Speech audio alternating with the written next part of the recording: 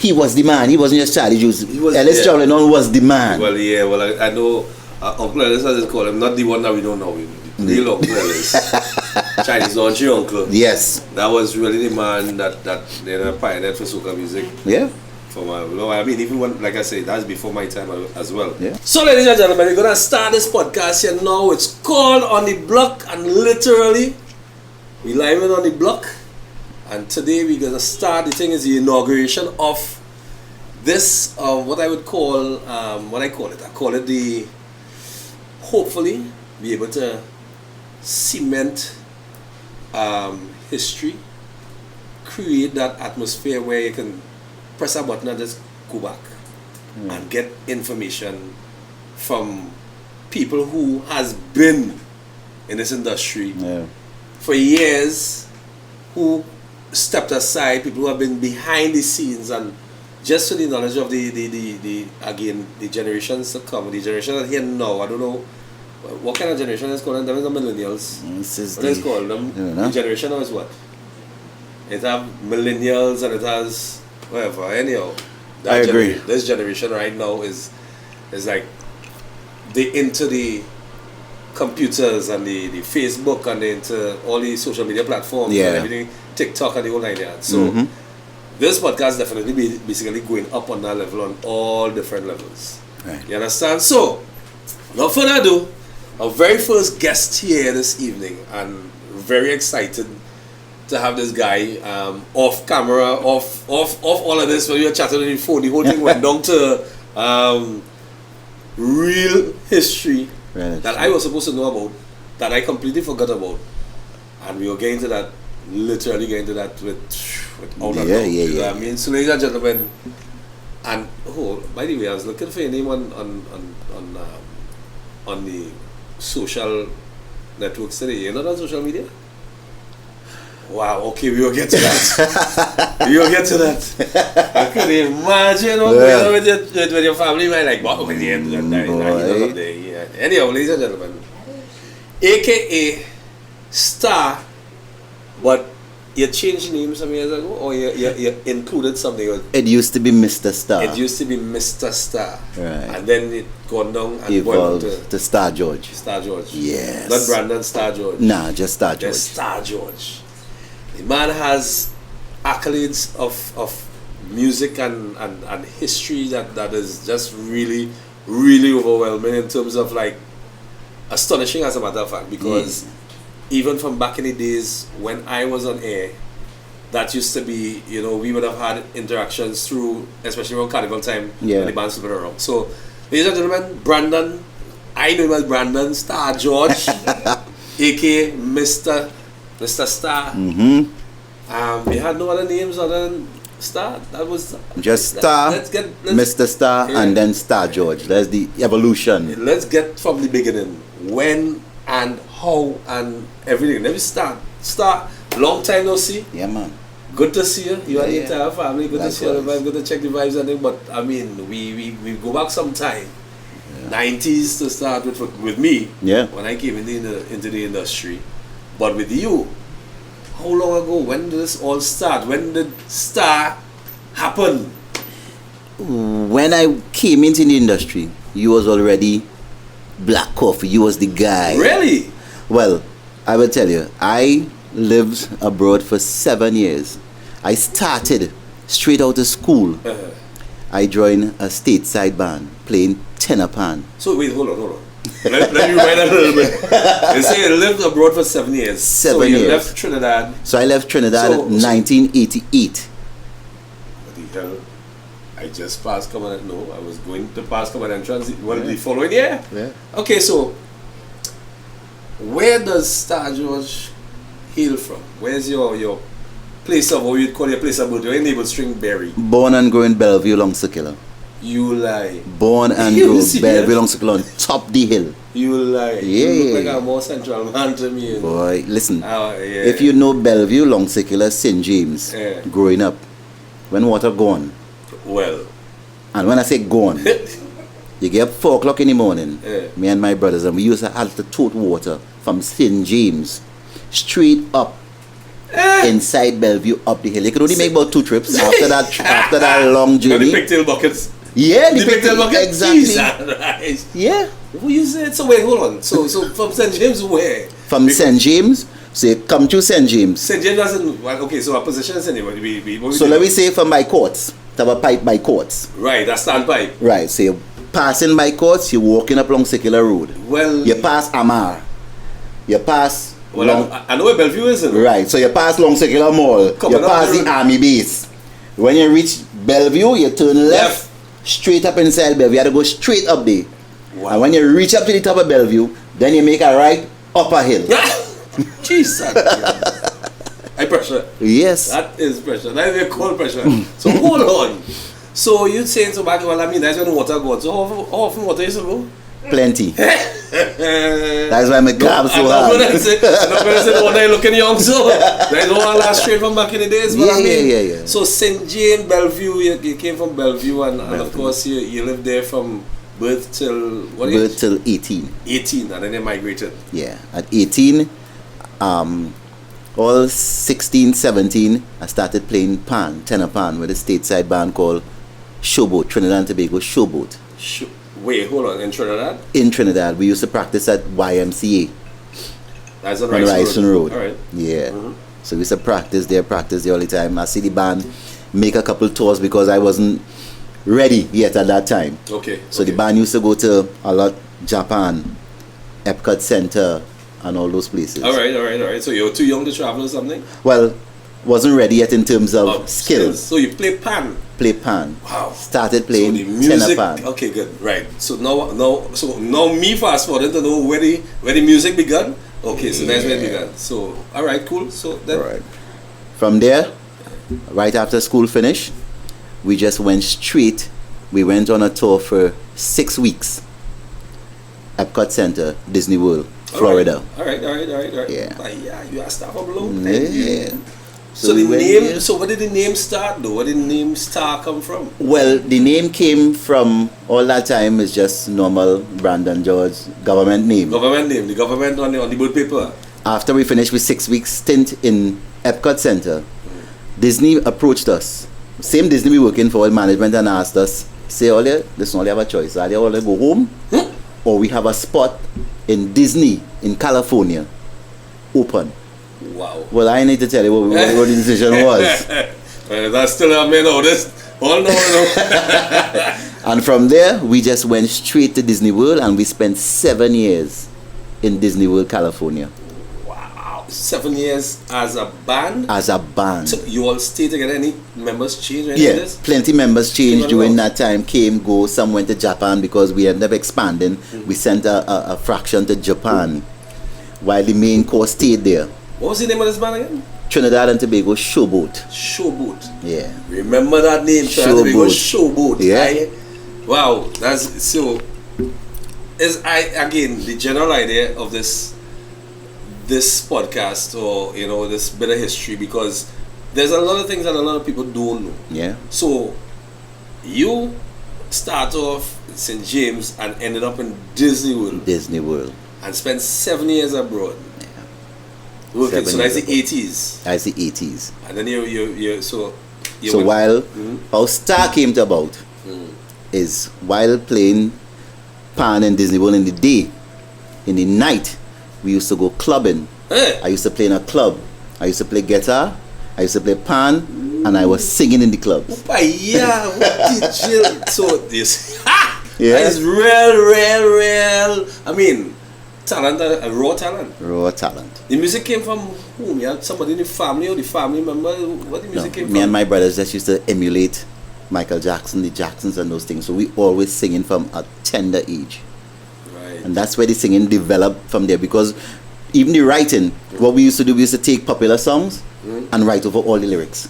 Serious. All the lyrics. So Like we would write take, it over into your own words. so I would take Thriller Yeah. and write a whole new 3 verses of Thriller and sing my own thing. So that was like about 12 minutes. Yeah. Long So as that's how even the writing skills was developing back then. Wow, that's Yeah. amazing. That's like, I mean, I would call that real history. But yeah, so I mean, this this is not supposed to be. We on the block. We're on the We're block. supposed to be lying, but I can't help but fall into that like that professional narrative. Kind of stuff aside. That's inside. That's given. But of course.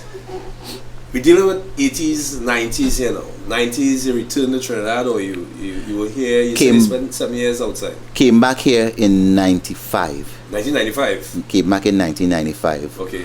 But you weren't singing, hold on, wait. Out there, were you doing soca music, or were you just everything across I was the doing board? everything. But a lot more reggae, because that is what was popping at the time. Well, reggae. And so still jamming somewhere up there, they work hard. exactly. Of their culture. Yeah. Jamaicans, they're relentless. They stamped the name. So at the end of the day, yeah. we also stamped on him, but anyhow, we'll get on into those history in a little bit as well. But so you came back here in the 90s, 1995. Mm-hmm. What happened in 95? Because I mean, within that period, or then did you like go to school and stuff outside there as well, or did you just was on the music scene? Was right? on the Just music scene. jamming, I was vibes in clubs and trying to make contacts, recording, doing all these things, just trying to gain as much knowledge as I could back Nice. then. Yeah. Nice, that's good vibes, man. And Yeah. then touch back in Trinidad. What made you come back to Trinidad? Came back on holidays. Me and the boss man get away, and that was the end of my stint Wow. with Trinidad and Tobago Shervon after 7 years. After 7 years. Yeah, he was basically a dictator. He was a dictator. It was my way or the highway. Oh, wow. And after a while, we couldn't take that. Me and the drummer came back, and we didn't go back out. The drummer, what's the drummer name? Drummer's You name remember? was Ricky Nelson. That name sounds so familiar. He plays well. Ricky Nelson is an old big star from in the US, but Oh. his name is Ricky Nelson, and he plays with Phase 2. He plays drum with Phase 2 and a couple other bands. Right here. now? Right. Well, I'm not sure he's still playing. Playing right now, but he or used to what play. he's playing. Yeah, Okay. good few years ago. So, Came back. Was down for about a year. Didn't really do anything for a year, and then hooked back up with my old long time Bellevue compatriot friend, Collins C.J. Jackman. funny you mentioned that name, CJ. I heard you. CJ, yeah, that's a guy. That's a guy. CJ.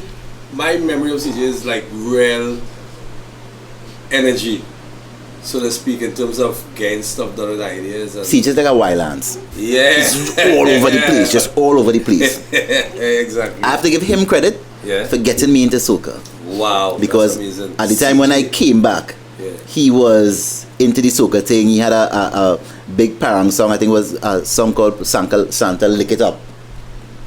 Oh, that was CJ. That was CJ. That was CJ. Santa Lick It Up. Santa Lick It Up. But yeah, go back and pull that song. He was, at the time I met him, he was involved with Peter Schoon. They had their studio in Boss here in Marval, Christina Court. School. They were in the recording studio. They had Robin Foster and all these guys had the studio right in the back down there. You guys real Yeah, old school Christina vibes. Road, You yeah. go down the line there, boy. So he introduced me to that. He was doing his album at the time called Action Time, and I actually wrote a lot of the songs for him. Really? Yeah, Action Time. I wrote a couple songs well on his album, Action Time. He was the guy at the time. Well, back in those days, we're talking about records here now. We talking about a record and CD. So CDs. from record and we was CDs, yeah, CDs kind of came into that zone. Was that record like was that CD?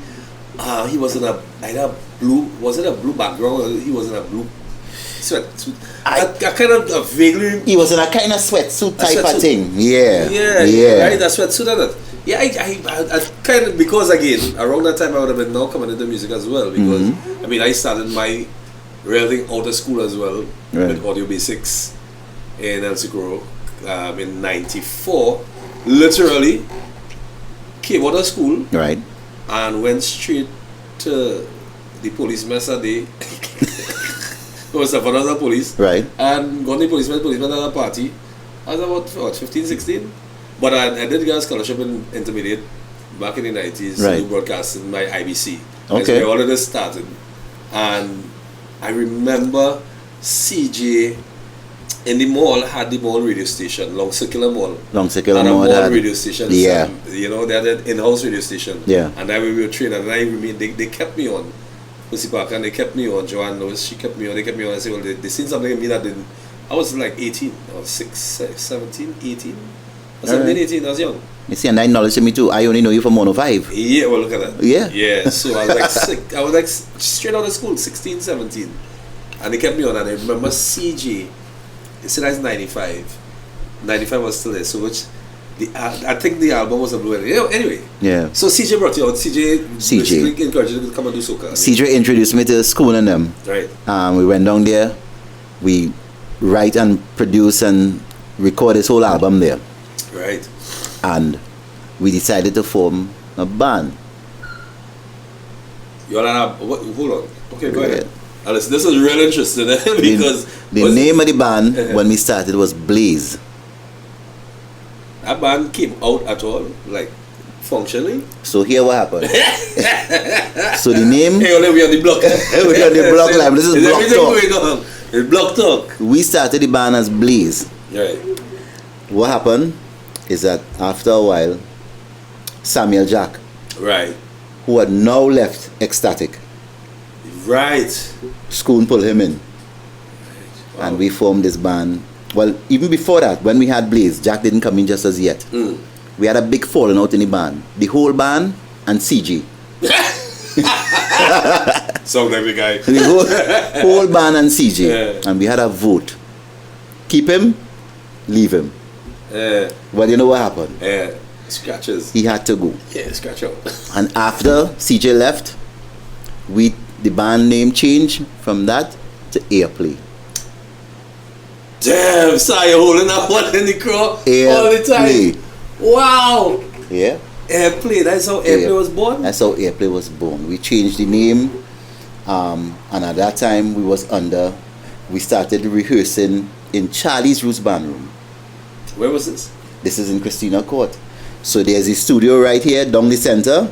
To the right of that studio we're facing is Charlie's Roots Band Room, and to the left is other businesses and stuff like that. Ellis Chowlin on. Deceased Ellis Chowlin. Yes, God rest his soul. Yeah. Saw the potential in us and started to groom us there. Well, I mean, wasn't he Charlie's Roots? He was the man. He wasn't just Charlie Roots. Ellis Chowlin on was the man. Well, yeah. Well, I know Uncle Ellis, as they call him, not the one that we don't know. The real Uncle Ellis. Chinese laundry uncle. Yes. That was really the man that pioneered for soca music. Yeah. I mean, even when, like I said, that's before my time as well. Yeah. It was way before my time. So imagine when we started Blaze, I was playing guitar. Wait, hold on. You wasn't singing in the band yet? I wasn't singing. You were playing instruments? I was playing guitar and background. Yeah. That same guy, we spoke on the phone the other night. Who's Darrell Braxton. Oh, jeez, and boy, God rest his soul. God rest his soul. You could be saying a lot of this within this program, but I mean, yeah. Darrell Braxton was a good one. Anyhow, you'll get to that. And listen to me. Yeah. We in the studio at night recording. CJ in the booth. And then CJ is it? CJ, that is we doing his album. Oh, right. This is not the band. This is not the band yet. This is album. Doing his album. And I doing backgrounds. And it's the first time I met Darrell Braxton and Calliston Panto. Cali, remember Cali? Cali. He was a big producer at the time there with Christina Cutts, Robin. But that was in the 90s. This is 96, 97 here. Ooh, yeah. What are you talking about? I mean, now literally getting into radio. Into 96. End of 96 is when I started 105. So in 96 and 97, Carnival we're talking about. Yeah. Excuse me, that's when Airplay came out? Oh, Airplay came out in 97. 97? Yeah. After Carnival or before? Just in time for 97 Carnival. So then what you mean? So then with the record or recording for CJ? For CJ was 96. Into 97? So 95 into 96. 95 into 96. Into right, 96. Good. Well, now we're bearing Santa come back. Yeah. Alright, good, nice. So them in the studio, I remember Cali and Braxton behind the control board. Right. I gone in the booth to sing. First time they meet me here to do backgrounds. And when I open my mouth, I literally see Cali and Braxton do this. Like literally what? Who is he? Yeah. And is it them hiding here all the time? And that is literally where Starr George was born. Oh. They said, nah, you playing guitar in the band all that, and you have all that voice and everything like that.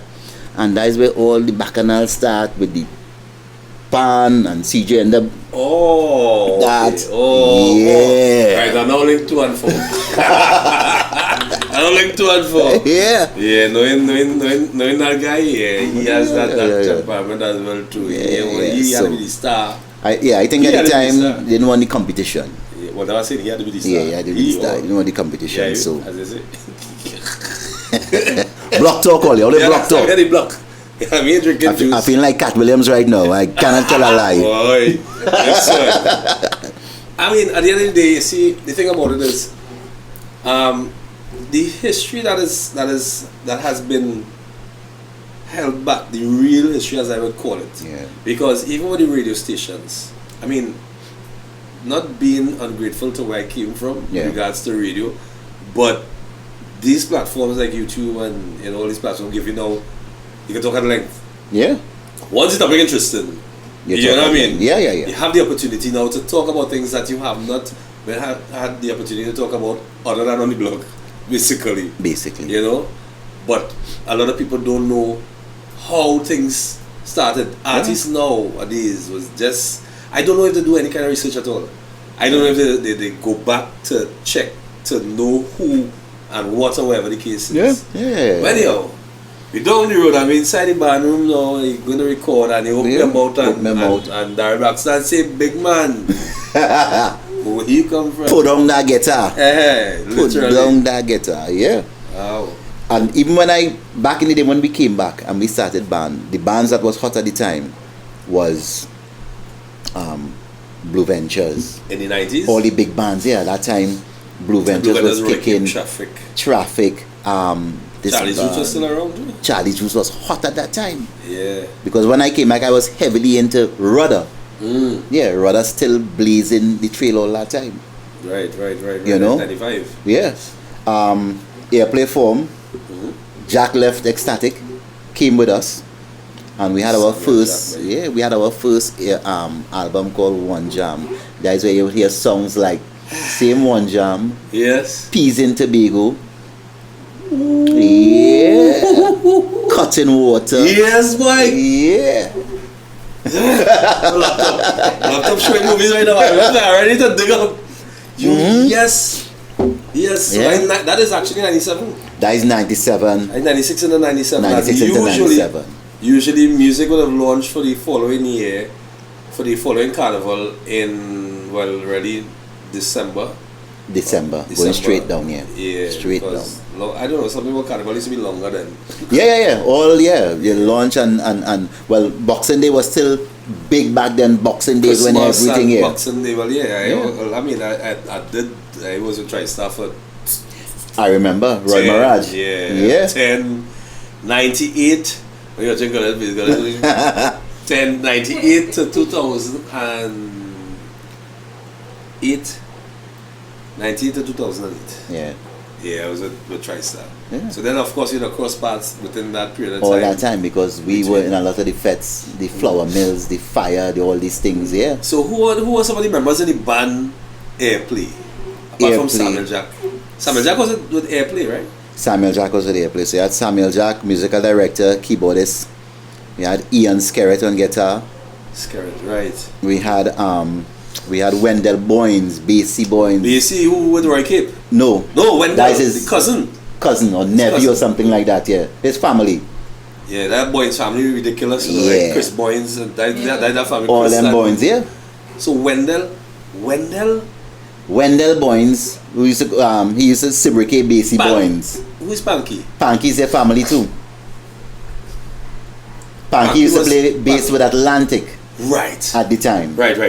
So Panky was bass, and then the other bassy was with Roy Cape. Right, but he's Boynes too. Yeah, and so then Boynes was it all. Wendell Basie Boynes was with us. He came all from bass? All of them was all of them on bass, and we pulled him from a band. Okay. Wendell, we always used to tell this story.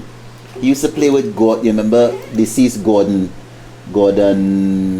Gordon Samuel was his name. He used to Gordon who died. Surface Gordon. Yes. Atlantic Gordon. Right. But before Atlantic, he was on another band called boy. Gordon, wait, hold on. Gordon died. Some years now. COVID. During COVID? He died from COVID. Wow. Yeah. Okay. I don't want to get like that is news to me, but yeah, Gordon. Right, so Gordon, I know Gordon, well, yeah, alright, nice. They had, I can't remember the name of the band, but at night, we found out about Basie, and me and CJ went up to the band room. Basie is always pumping with a story. Say I lead him into the lion's den. He said, me and CJ came, and you remember I had on a black turtleneck. And I come like the devil and lure him. Pull him in the band. Listen to me. Airplay wasn't always glorious. When we start, I used to tell this story. We used to sit down in Christina Court on the curb there. Starving musicians, you call it. And we are one roti, two roti, and we bite and pass. Bite pass?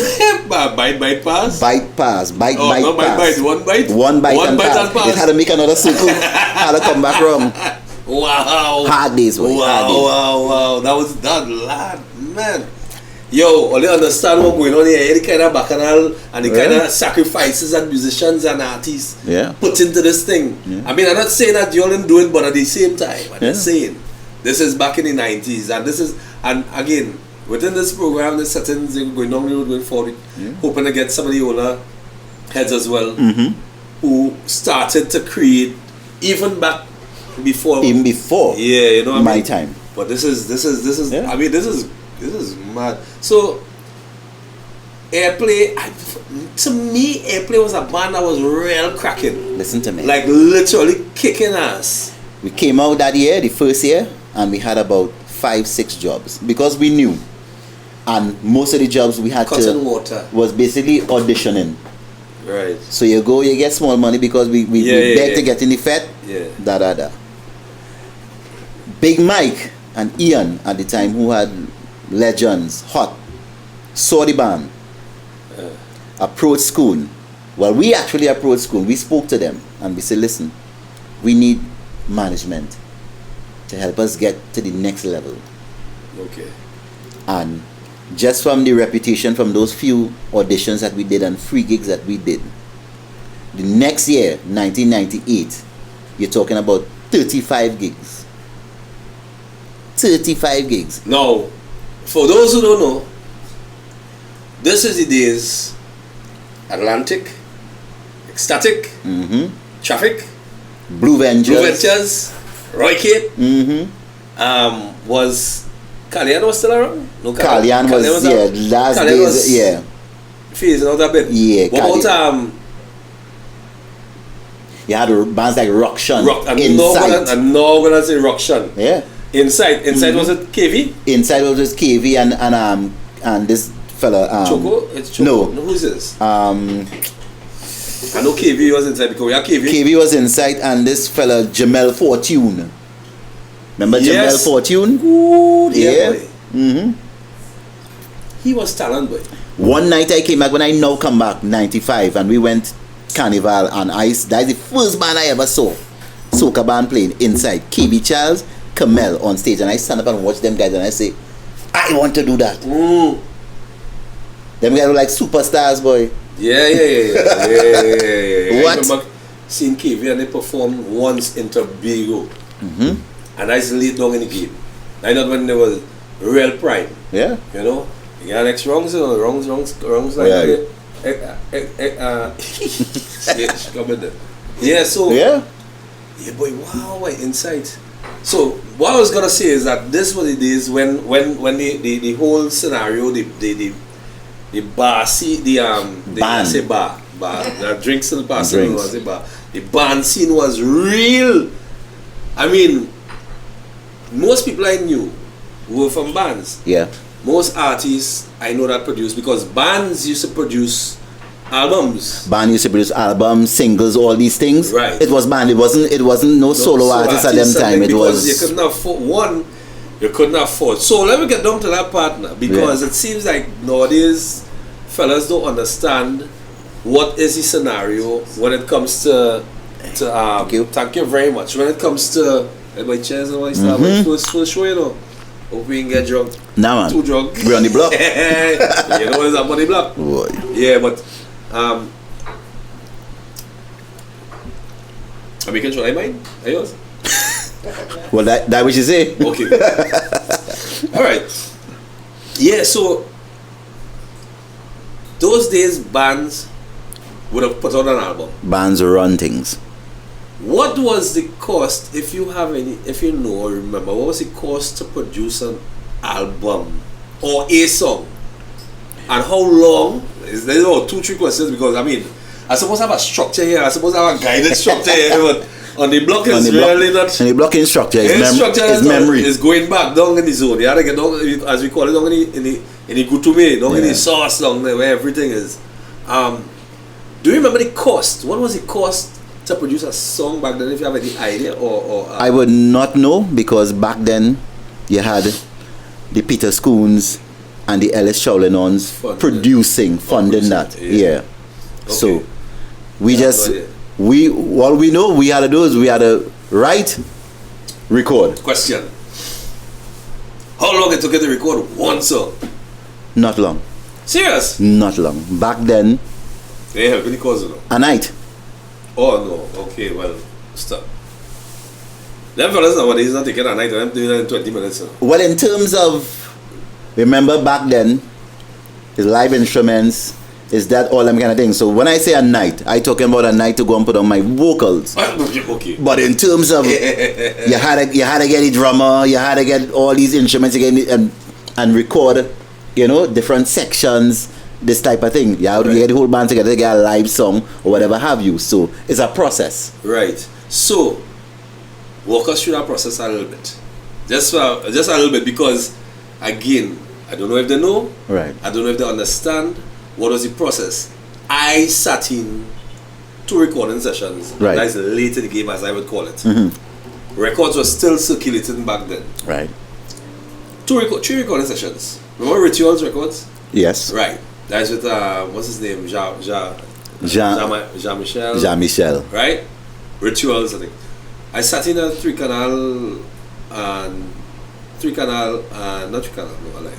I sat in General Grant. Right. Had Sticks and Stones.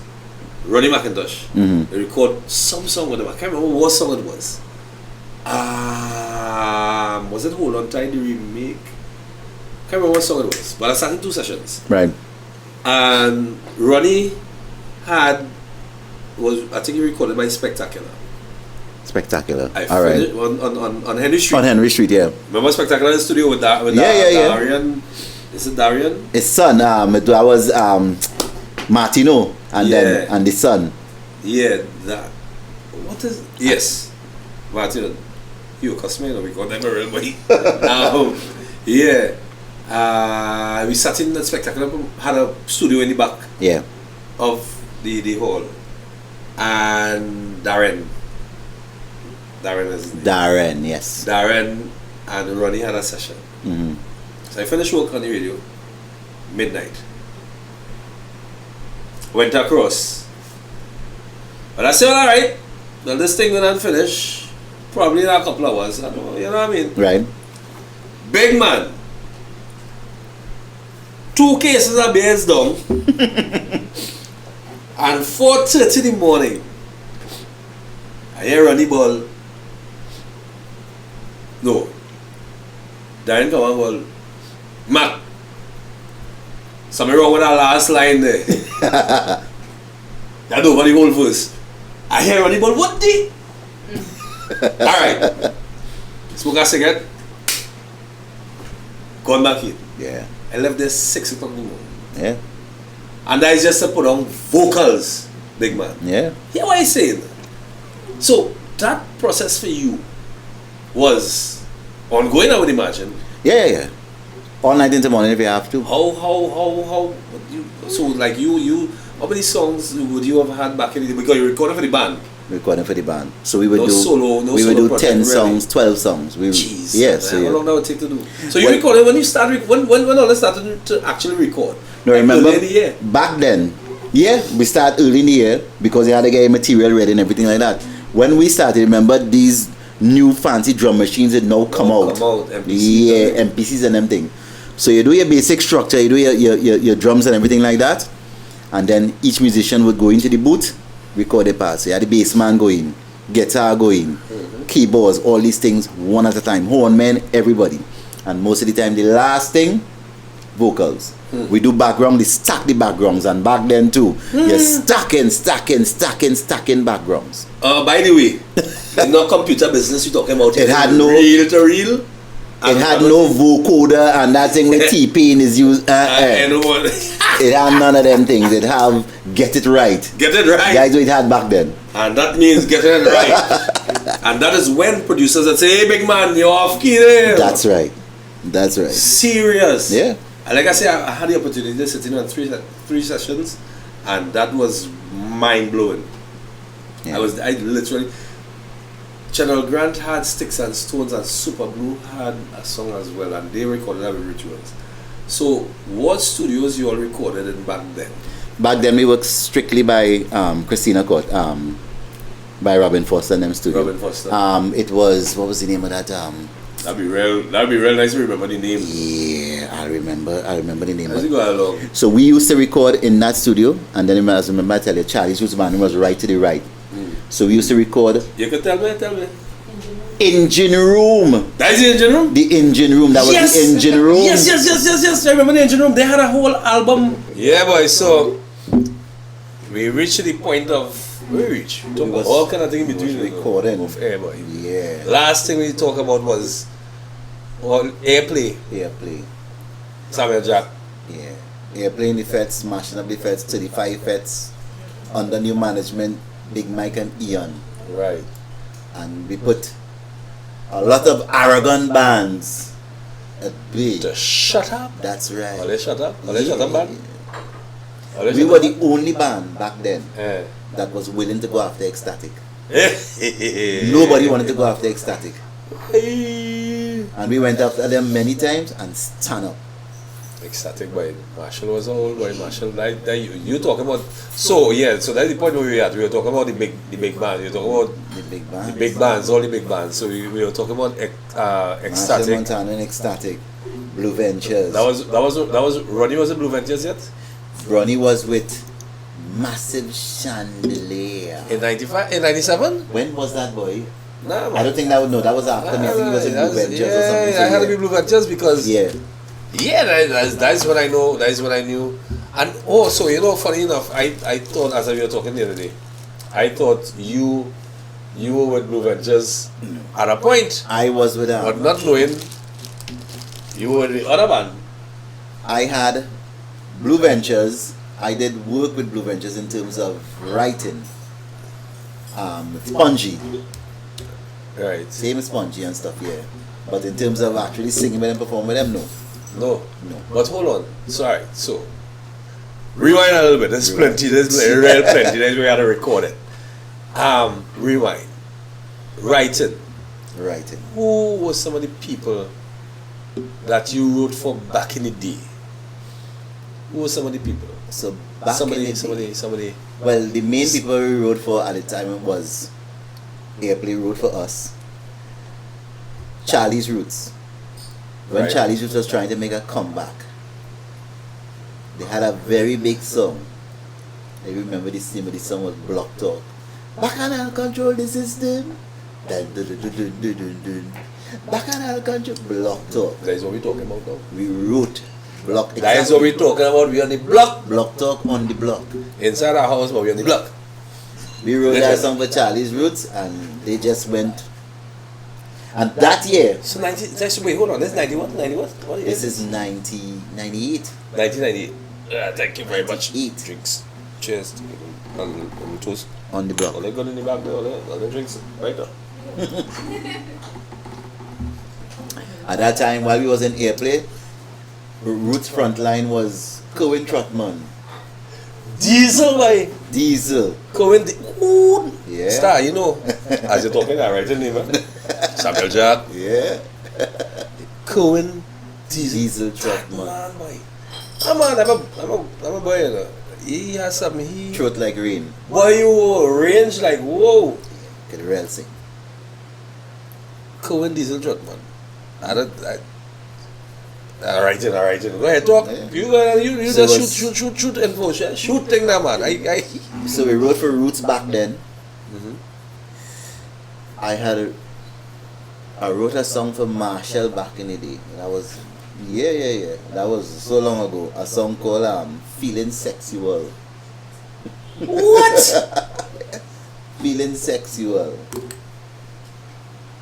Yo, if I never know about that before, what did you know? Yeah, On the block. Feeling Sexual. On the This block. is a serious thing. You wrote a song. Why? Even so, why we went for management when we was in Airplay? Because Peter's good guy, but he's very slow. Slow as in terms of reaction to Reaction. You think that is because he's slow and because he really thinking out the situation first? Nah, he was thinking slow too.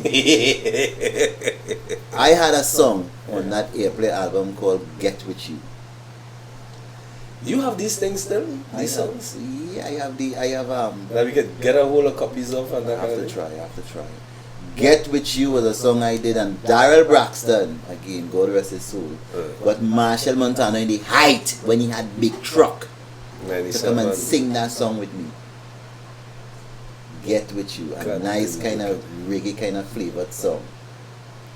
And I present that song and say, school, this is the perfect song to launch Airplay, this, that. We have Marshall straight off the heels of big truck success and everything like that. And that man, don't get me my gear. and that man sleep on that song, you know. Let me pull this mic closer because I want to get everything. Yeah, good, nice, good. Yeah. Yeah. Get With You, Marshall now finished winning road march with big truck and them thing. Height. Jesus. We get Braxton, call that man to sing that song with me. We get him, he come, really nice guy at the time, wherever we sing the song. Present it to school, and school sleep on that song. So it was ever released? No. You lie. Never. Oh, that's why I can't get hands on it. It was never released. Never released. It recorded. It's recorded. Never released. What are we going? I have to find that song. I had to try and find that song. It's somewhere. That is a serious thing. Listen to me. That is a serious thing. And mind you, so you recorded a song with Marshall. Recorded a You song with also Marshall. wrote one for him. Wrote one for him. Feeling Sexual. I didn't even know I could find that song either. Was that released? That was released. That played. Feeling Sexual way. And Feeling what album was that Sexual. by? I don't know. Hey, I'm going to look for that too. I am going to look for that. Yeah. I mean, that is some kind of history going on in line. Okay, so why are we getting all this history? I still have some questions for you, like in terms of personal questions regards to, like, who inspired you to really come and get into singing? Was it because of the fact that you had the training out in foreign, or who were the people that you look up to? Let's say you're Sure 5. My Sure 5, well, even before soca, my Sure was Michael Jackson. Right. Was Prince. Was Sting. See those three? I used to emanate those three because of their vocal ability, because of their musical ability, all these type of things. Hence the reason when I was in LA, I playing guitar, I singing, I playing pan, I doing all these things. Were you self-taught? Yeah. Jesus. I actually took guitar lessons. I used to take guitar lessons. Right. Self-taught pan, self-taught keyboard, self-taught drums. Yeah. Okay. Yeah. Wow. And when I came back to Trinidad, who I used to look up to the most at the time was Rudder. You did mention that. Yeah. And then happened to be in the same space with Rudder at the time. So at the time when Airplay was kicking ass, Ellis Chowlinon was looking at me. Cliff Harris was looking at me. Right. Even Faridi Mamali was looking at me at the time. So Cliff Harris and then for all you don't know, Yeah. Cliff was Atlantic back in the day. Cliff is Atlantic. Village Promotions, and hopefully one day we can get Cliff on the program. Uncle Cliff. Wait, I real talk. I had to go on real coaxing. Like 2 days. Yeah. Like 2 days. And then Faridi Mamali, Traffic. that was Traffic. That's Traffic. Yeah, and well, of course, Uncle Ellis was Roots. Roots and the whole 9 yards. Yeah. Wow. So the thing is, after all our success, and that's what people were puzzled with Airplay that second year, 35 fets and everything like that. It's like we was at a standstill. Why is this? I don't even know. Nothing. Again, management was moving too slow, and at that time, At this time did the management change at that time? yeah, well, they were management in terms of bookings. Oh, they were booking agents. They were, booking agents. And the management, the men who pay the money. And Right, that is cool and them. Them was moving too slow. So, everybody was disenchanted. Serious. But Airplay, I remember Airplay in at the events. It was real fire. Was a real energy like that. Them days had a ras. Yes. Them days had a ras. Yeah, that they couldn't stop we. They couldn't stop we. I remember that. Starr ras. Shucks, I remember Starr ras. They couldn't stop Airplay. Starr. Who else was in Airplay? Choco was in Airplay? Choco. There you go. And at that time, Unika Bostic. Yes, God rest her soul. Yes, I tell you all the And Gaylan. from Gaylan And Rocky. Gaylan and Rocky was frontline girls in Airplay, and then after that, Gaylan left. Gaylan and Rocky. Gaylan and Rocky, what is it? Frontline Rocky girls. and Gaylan. I say Rocky and Gaylan frontline girls in the video. They can hold that against it. Rocky and Gaylan. Gaylan was girl, Rocky was guy. Yes. Yeah. So Gaylan and Unika used to frontline Airplay also. Gaylan and Rocky were, and wait, Jesus, right? Yeah. So I think that's a Gaylan good and because yeah. I mean, Rocky, I know, Gaylan going in the, is it? She got off. She's off the grid because I saw her once in the grocery, and That was it. I haven't seen Gaylan do anything for the Rocky, longest while. I think I see Rocky come back on the scene the other day. With Rocky one is shoot. back on the scene. A little shot there. Last year and this year. And yeah. this year, yeah, something this year. Yeah, Some something nice this year, little yeah. vibes, yeah. Yeah, wow. So like history again. So we're going back. So this is 97, This is 98. Yeah. 1998. Yeah. So that year again, I think is up to the early 2000s when the bands, real bands, was it started phasing out 2000s by early 2000s? Even they know They were because still pumping. it was still pumping because from Airplay, that is when after 1999 season, 1998 into 99 season, Right. Tony and them had the big separation with Atlantic. Tony Prescott. Tony Prescott. So Tony Prescott, Nicole Graves, Mornings. yeah, Wow, yeah. left. Remember that whole front line left the Yeah, whole so band. hold on. So right. So Airplay in 98. Whistle. This one. I left, and then the That was band it? just. Starr, you know, under the old talk, you was a real kind of firehouse back then too, you know. Of course. You was real fire. Remember, your energy level was like off the chain Yeah. in performances with regards to them songs, and that cutting water. I have to Yeah. pull back that tune. I swear, I'm gonna pull back that song. I saw that just the other day. I am the only man to make Ivor George stand up. Remember when Ivor George had this song, I read and show me your hand, I want to read your palm. Bam, bam. I was the only man that transformed that song. Put my own verses and mash up fine like chili baby, like how we did say. I'm telling you. You're like In Airplay. wow, Yeah, wow. yeah. Crazy vibes. Ivor George. Yeah, I mean back then the innovativeness that you all would have comprised would have had up there sparking because you had to be on stage to be a performer back then. Ain't no joke. To be in front of a band back then was no joke. That was hard work. What? That was rehearsal. How many days a week? Constant rehearsals. Yeah. When you're on and you're on stage, it's just you and the audience there for an hour and a half. Depending on what event it is. Yeah. And then there, our motto in Airplay was less talk, more music. Because back then men used to real talk to it. Yeah. Less talk, more music. Airplay boy, Choco. I remember interviewing doing that. I interviewed Airplay already, man. Yeah, you did. I interviewed Airplay already.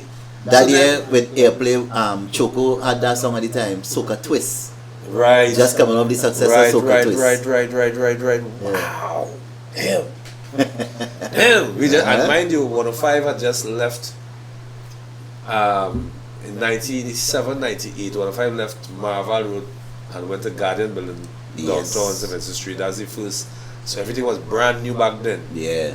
We get new players, CD players, and mind you, that was CDs back then too. We get new CD player, we had new console, we had a new studio, you know, because I started with 105 from up Maraval Road. Right. So the original place and behind TDT and thing, that's where TBC network was. And back then you was one of the guys on the radio. If coffee in bus your song, your song in bus. Well, buddy, Q. Right now, up to now, Q and I have a battle going on, Mr. Q. Q is a man, honestly, right, that literally talk about a song busting thing. I'm not Koro, Oloman Alone from Talbury. Right. Q really run the song for me tonight. He saved his coffee, he had a bus this. Do you see? Bus, this had a bus. And he brought it, and I sat about. And the thing about it is, we had a boss, Mr. And well, I mean, rest in peace. Who was Nice that at the time? McDonald Holder. McDonald Holder. He was the assistant to the program director. Right. That's the only man that would listen to every single thing. Apart from, this is Holly Thomas and, you know, would listen to if you made mistakes through speech. As the only man would listen to play Airplay, and if you play anything out of timing. Is it the red phone ringing? The red light. That red light inside our studio ringing. That into for them you see that red light ringing in the night. And that days I working in the night. So I had level time, less ads, and level time to play music. Until they started shifting around and put me in the daylight and all kind of say causing too much ruction on the night. They must be even too much go up in the day. And still quiet and still had no It didn't matter where they put you. It didn't matter where they put you. Real fire. I mean I enjoyed radio. But more so, I enjoy the music that you all deliver to the radio stations. Because it used to be music like, you know, you would have had plenty of music coming up, but you would have plenty of music being played as well. Yeah, a lot more. Now different. Now is 300 and 400 songs coming out in 1 month. And even back then, in our time, it was a fight for play. Well, true. And even when I was talking to like Samuel Jack and look at this. From Airplay, I experienced this firsthand.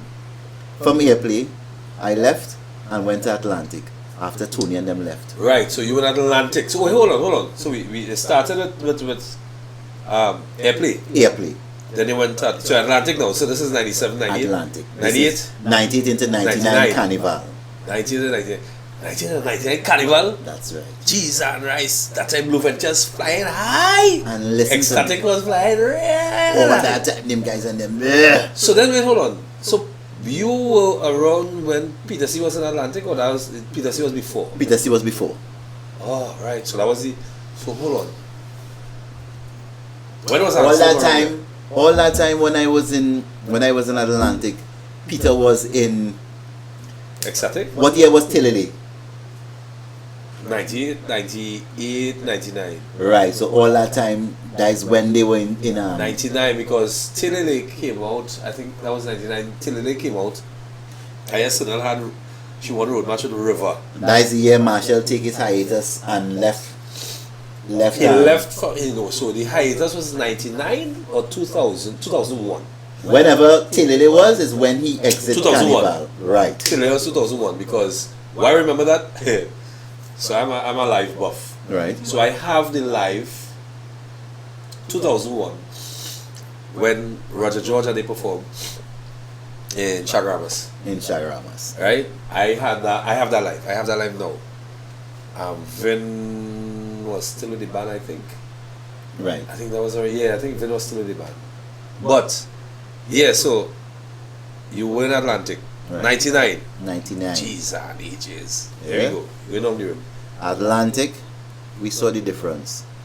Airplay, struggling for Airplay. Oh wait, hold on. Wasn't Samuel Jack with Atlantic as well? Yeah. Around that same time or before? So Samuel Jack was juggling Airplay and Atlantic. Yo, that guy used to drive that little blue car. A little blue Opel. I think he still have it. You lie. If he had that car now, 40 years later. We go and call the company to give him an award. Yeah. Because since I came into radio, Jack had a Opel. Jack driving that car. When Jack and very hard. When Jack left Ecstatic and came there, with Airplay. And doesn't he live somewhere south? Yeah, she bought that Opel, and as I say, 40 years later, we still have it. If I sell my own. That guy was faithful to Jack Boy, and he used to fix it himself and everything. Man, there were strong vehicles. Strong vehicles. But so 99 Atlantic. How long is still Atlantic? One season. 98 to 99 or 99 to 2000? 99 into 2000. And That was a hard year. That was a tough year. That is a hard year. Again, in terms of, you're watching the difference in terms of political pull. Airplay, we're struggling to get Airplay. And that's why we named the band Airplay too. Really? Yeah. I was going to ask you how the name goes. We wanted more. We wanted more. And you all had a song named that, right? Something about more? The name of we wanted the name of this song. You know, actually, when we was pitching for the cover for Airplay, song, the name of the album was One Jam. But I came and said, here, what's going on? Then we named the album Airplay, We Want More. Lord Father, yeah. That definitely they're like, nah, no Starr. Next. Yeah, that definitely couldn't happen. It didn't happen. Yeah. Oh, I don't understand. Yes. That one fly over there. It fly over, I catch it. I caught it. Then you know, wow. But big man, we're on the block, you know. Yeah, we're on the block. It's block talk. Real block talk there. Now, but seriously, because I would imagine that would have been the supposed mafia of the industry, as they say. And literally talking about that, I was hearing a question today, listening to you, a question was posed to Private Ryan, and they were asking him, so are there really gatekeepers? And Ryan is like, no, they don't really have gatekeepers, but it has. So you hear me that? I was like, I in the car, like, stop lying. It's like they have gatekeepers, or you don't. It's not. There are no in between. Stop lying. There are gatekeepers. Of course. Because they're talking. I mean, the same issues back then has morphed into something really huge right now. Because now, like I say, it's 400 songs that come out. Back then, what people didn't realize is that they have to put it on a CD. Or they buy CD, they put it on. And even before that was records. So then you had a press record, so you couldn't really lapse. You couldn't really stick. Because you had to spend your money in order to actually get your music out there. Now is. You remember Chinese Laundry's first charitable event in the Savannah called Weekends? Weekend. The tin. You had to bring. Was it a hurricane relief? No. Hurricane. Was it? I can't remember what it was for, but they came up with this thing. Weekend was brilliant, and they had to bring cans to enter. Yeah. That was cans of food. They saw us play, and they. Hey, yo, whoa. Yeah. I remember that. You all played broad daylight. And destroyed the place. That was broad daylight, yes. And destroyed the place. Yes. So much that we end up in the office God. The next week. My God, I remember that. That's when people started to take notice. Was it? That wasn't a carnival time, it was an off carnival period. That was off carnival thing. That was late in the year. And flatten the place. We did that broadcast. Yeah? We did that broadcast. We did that broadcast. No, I lied. We didn't do that broadcast. I was in the show. Because, of course, you know what I mean, the affiliation to radio. I try to remember if we did that. The only person who had that information really at hand right now is Chris Boynes. At that time, 105 was the station too, so you all might have done the broadcast. I'm thinking because a laundry thing, but it wasn't really a laundry thing. It was a general fundraising kind of reason. Bring your 6 cans, you get to the fete. Yeah, I remember that. Wow, shoot. Yeah, history. Damn. History. I tell you, we had to do a part 2. Boy. Jack and the Opel still? Yes. Yeah. I got text him. That's a quick question. Yeah. You still have your Opel? He said, does the sun shine? Wow. Tell him send me a pic. That Opel made some serious runs, I swear. Listen, them days, I remember Samuel Jack at Static with the early days. Yeah. But then he was with Atlantic. Honestly, I forgot that he was in Airplay. Yeah. At that period. But Airplay lasted 2 years. Yeah. So then come down to Atlantic. So what are some of your hits? So Wait, hold on, eh? You had a song.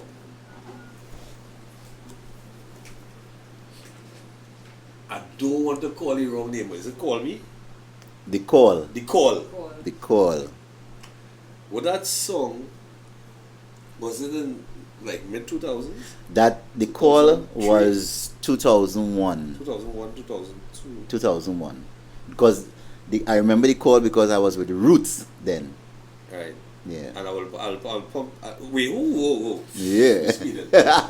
So I'll show you the difference. We gone from Atlantic. You spent me one season with Atlantic. Right. So Airplay to Atlantic. Let me show you the difference in politics and power. Right. Airplay, fighting for the airplay and everything like that and work. Right. Boom, Atlantic. Who in charge of Atlantic? Cliff. Right. Not a problem for Airplay. Yes. Straight across the board. Airplay what hits. What songs you had with Atlantic? It's Juve. Look at Jumbe. Oh, it's Juve. Oh, look at Jumbe. I get excited. And then 6 days. You remember 6 days? Of course. Ah. Dude, I have to get another laptop. You see? I have to get another laptop. Because as a call it is just to take a pull. Because I was looking for certain songs. I have that Starr. We had like 4 hits or 5 hits off an Starr. Atlantic album. I have CDs. Mm-hmm.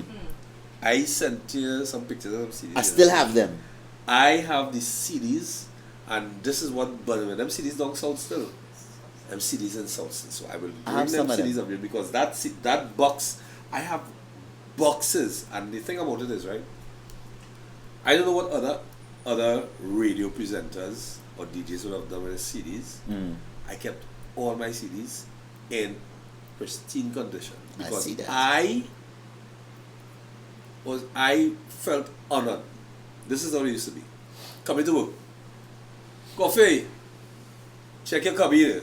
So we'll have, when you walk into 105, we'll have a cubby a wall with some cubby holes with your name on it. Yeah. Because of course they have different other radio stations with other radio stations there and other announcers. Right. So you have your own cubby hole with your name. I used to feel like a real bite up shilling. When I go in the cubby hole and I find CD, I get a CD, an envelope with my name on it and everything like that. Some of the envelopes I still have, right?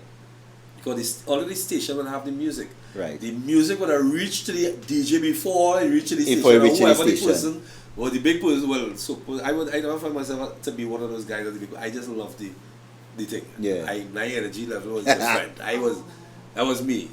So I have those CDs still. I have your CDs, your music, and I told you, I remember I sent you some pictures of them last year. You even tell me you wanted a copy. When you send me them pictures, I say, look, I don't even have this. Yes, serious. I'm telling you. I have them thing in pristine condition. Spongy wanted me to download some songs that he didn't even have, that I have. That you have, you That see? I have. With one with you and him, Yeah. and one with thing. So, talking about that, give us some of these songs from Airplay Come Down the Road that you would have recorded, that you remember, in terms of like name of songs and that kind of thing. From Airplay, we had songs like One Jam, Right. Cutting Water. Cutting Water, that was our big so. Cutting Water, don't leave no mark. Cutting Water, don't leave no mark. Something Cutting along Water, don't leave no mark. Let me do it. Yeah. That, I remember that. That was a kind of, A kind of funky soca kind of. Yeah, the beats in my head. Yeah. Yeah. And then we had the biggest one, Peas in Tobago. Frustration. Yeah. Yeah. I listen, as you talk, and I'm getting that essence of when I was on the air, when you play this song and I play that song, I wonder if I had some speakers inside the partner. Yes, I. Yeah. It's a launch on Yeah. I ain't gonna lie. So I'm gonna spend his money. I want to spend money on Nah, studio them. Number 5. And then you come down to Atlantic, we had It's Juve. We had, well, big song too. That was a huge song. We had a big video song. kind of thing, yeah. Yeah. It was me, frontline was me, Billy the Kid, Keisha Stewart, and Mr. Vibe. Oh God! Yeah. Patrick Vibe gone, boy. Yes. So we had It's Juve. We had Frenchman Jam. We had Frenchman Jam, 6 Frenchman. days. Oh, yeah, Frenchman. You all know Frenchman Jam? Frenchman Jam was Keisha Stewart and Vibe. Zuke. Yeah, Ale. That was Atlantic. Serious. That was Atlantic. That was all, yeah? That was Vibe and Keisha Stewart. I remember this like yesterday, big man. Yeah. 6 days, me. How 6 days went? Clear the way, revelers coming down, clear the way, that I made over town, and then tell the people what we doing, we met in for 6 days, tell the people, Yeah. 6 days, because that 6 days was Carnival week. 6 days was Carnival week. That's Carnival week. Yeah. I went in fact going every day. And we're going on from Thursday straight to Carnival Tuesday. Yeah. Mm-hmm. Wow. That's Atlantic. So then now you're with Roots. From Atlantic, Ellis pulled me one time. Charlie's Roots. He pulled it back. Well, he had Airplay. So we in Christina, of course. I just moved from there and went straight into next door. Under Rudder and them. Yeah. Where you in there? Hold on. He was under Rudder. You get up before Rudder? In Why Roots. I can't remember that. In Roots. Why I can't remember that? So when I joined Roots, was me, Kerwin Diesel Trotman, and KV Charles. Go ahead. Hey, listen, this is It'll be on the block, you know. Yeah, on the block. Don't worry yourself. Okay. Yeah. So Roots, me, Kerwin, KV Charles. So we used to do What the hell? Hold on. Rewind. Rewind. I messed that little piece there. Right. You, Kerwin Trotman, Diesel, KV Charles. Front line. and you're the youngest out of everybody. I fresh. So hold on. So Cohen, you, And KV. energy like rain. Yeah. Cohen Energy like rain. and throat like rain. And as a matter of fact, I 1, 2, 3 of you all. There. What the hell? For the live. Let me get see If you could see that. We gonna post it up. We gonna post it up. Wow. I'm trying to pull back. Cohen was at Roots for a while. Kerwin was there before, yeah. Kerwin was at Roots for there a before, while. I yeah. remember Cohen and Roots. He was always there, even when Roger George was there. His KV was kind of new there too when they pulled in Roger KV. George. Yeah, Roger George was there too. Yeah, boy. And you know what's the funny thing? You guys could sing. You all could sing. Was singers. I don't know what the hell going on now. But you guys sang. You all, yeah. So, and mind you, KV wasn't no backward man either. KV had throat like. KV was a Cohen. singer. Kerwin a singer. I am a singer. And then he had Rudder. So we used to do 2 sets when we go in the fete. Yes, boy. We do one and then Rudder finish after. Yes, boy. Because Rudder would come on after one. Rudder used to come on himself, after. Basically. That's right. And we used to back him up. Yes, boy. Send you this. Yes, boy. You know Olympics, you get like fresh as the spring Who's rain. that fella? He left it. I get it. Nah. Get up, let's start. Star where? No, on the left. That's the guitarist, Ian Skerritt, Choco, Jack, Phil Hill, BC. that's Basie, Boynes, and that's Roger Campbell, the drummer. Ay. I got to for you. Yeah. When I now joined Roots, even though I come with all this experience, I used to sing 2 songs. I used to start the set, and I used to end the set. And all in the middle is KV and Cohen. Yeah, running hard. And I just in the back there backing up, dancing wild up and down the stage like a wild ant. Yeah, but I remember, I clearly remember you being one of the guys that had real energy, but you had to have energy back then. You had know to. one when we forgot Roy Keep was pumping back then. Roy in Keep the was 90s pumping back then, yes. With Nigel and Marvin. Nigel and Marvin. That We went went to the, yes. Energy. That was Energy 96, 97, 96, Yes. 97. All that time they And pumping. Moving was not moving. Following the Leader was 97, 98, somewhere around there. And then after Follow the Leader was, which one was first? Moving and was then first. I went on road march with. and then Follow the Leader after. Follow the Leader. Yeah, Because 1998 is the first time I went to London, right. right? And I met Nigel and Marvin, and they were out in Europe, real pumping. Which brings me to the question. Within this time, while you were these local bands, were you traveling with the bands? Did the bands travel? Yeah. I did some traveling with Airplay.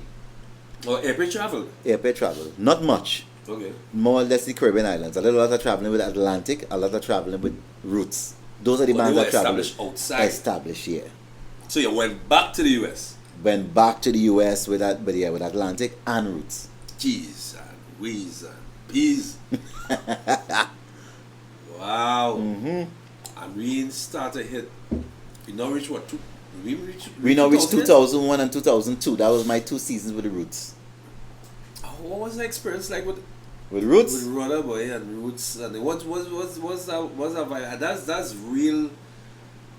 I mean, Cohen and KV in this thing long time. Yeah. Rudder in that long before them. Yeah. I would imagine they were part of Roots. Was there any sort of like them fellas, you know what I mean? Were them fellas toting at all within the group? Was it a scene? Was it a welcoming avenue from Atlantic to Atlantic? You all came with your whole front line. Yeah. But coming to Roots, was it a? Yeah. So Roots, you're coming into these guys' territory. Yeah. You know, okay. and you know when men so Ellis sent for me because he watching me since Airplay days. So you know, I free sent for me. Right. So even if you're going in there with that kind of air like, hey, you know, I's the new kid on the block. When you reach there, you have to humble yourself. I'm batting you down. Yeah, big man. Shut it. Yeah, but I mean, how did you receive that? Did you receive it negatively, or did you use it as a tool to feed into some positive vibes to prove yourself now? Because mind you, Roots. Hey, big man. Charlie's Roots. Charlie's Roots was Charlie's Roots. The band. That was the band back in the 80s. Yeah. That rocked the whole of Trinidad and Tobago. And they were the big band, and then the Roots had what, Tambu?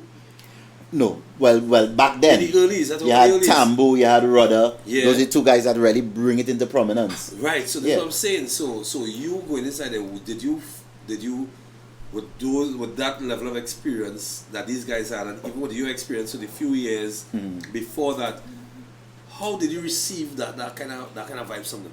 And I'll say I make it work for me because when I went into Roots, at that time Roots was starting to go down a bit. So Ellis brought me in with KV and Cohen to try and bring the band back up. Yeah. And it worked. Yeah. But what made it even more special is while the band was going down, I see Ellis used to have a lot of pressure trying to book the band, trying to book Rudder and all these type of things. And listen, he had a real pressure when I say trying to get Airplay, trying to get promoters to talk to him and all that kind of thing. And I witnessed this when Rudder came out with High Mass. Ooh, wait, hold on. High Mass. This is just before I joined them, so this is when I still in Airplay in my High Mass would have been in 99? Yeah. High Mass was 99. 98 into 99. Right? High Mass. High Mass. I'm some inside there. Records this still? I see that. And I have more inside. I have a whole suitcase by 3 inside. You understand? And I see Ellis had, remember this guy who used to run this club, Laundry and M Club. Johnny Soong. Uh-huh. I see Ellis had Johnny Soong standing up in the hot sun for hours to talk to him to book Rudder.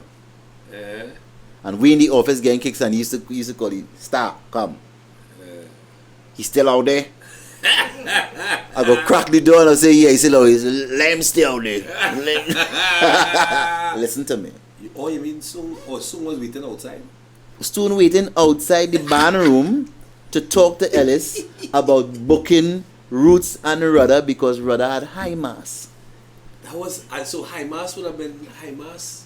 So just before High Mass, Roots was taking a little dip now because they already had nothing. And then when Rudder lash High Mass and that take over the place. That was so wait, hold on. You were Roots that time? Or no, I was just before. I was still with Airplay. Is the Airplay? So that would have been, so okay, good. So then now again, so High Mass would have been 97. Mm-hmm. High Mass would have been 97. Why? Because 97, he had a song on the album that I like called Hurricane. I think that's been Hurricane come in. Yeah, I remember that song. The Beloved. I think that was the Beloved album. The hurricane is coming down. The hurricane. Yeah. The flip side on that record. I have that record. I think that was David Rudder Beloved. I think that was the name of that album. Yeah. Yeah. So you would have been Ellis would have been in charge of Roots band. Charge of Roots and guiding Also us Airplay. Airplay, yeah. Right. So when you see a man like Ellis, a big promoters who was shunning him a couple of years before, standing up outside the book because I would imagine fellas like yourself, and Marshall not to mention other artists performing would be high energy now, because that is now coming out of the era of the really the groovy, the fastest song. Road March would have been 126. But that big truck on them. No, big truck was a little faster. But I mean, before that, I think Jump and Wave and all would have been 140, one at fastest.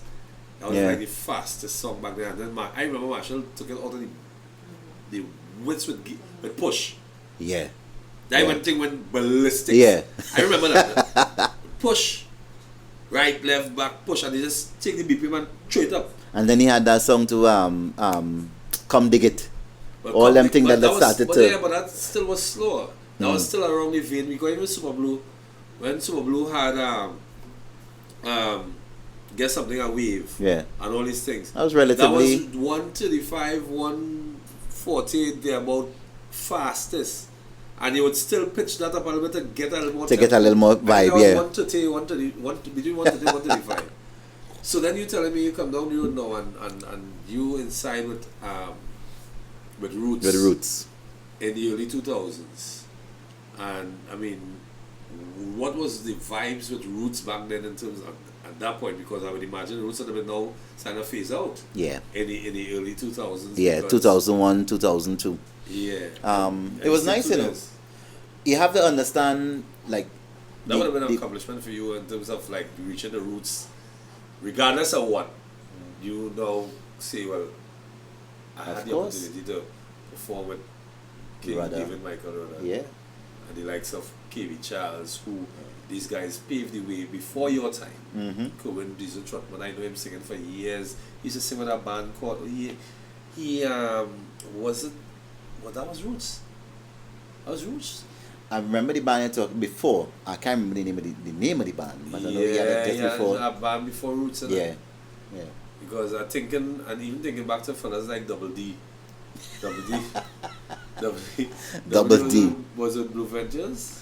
Double D was with, I can't remember who he was, no? When at the time I had my encounter with Double D, he was just, I don't know, no? Hey, that's laid down in the game. That's laid down in the game, yeah. Double D just. Blue Ventures, you know. I think Double D. I'll find out if he's still around. Where he is. Anyhow, so we inside 2000, early 2000, ladies and gentlemen. Just getting aware what's going on here. This is Starr George.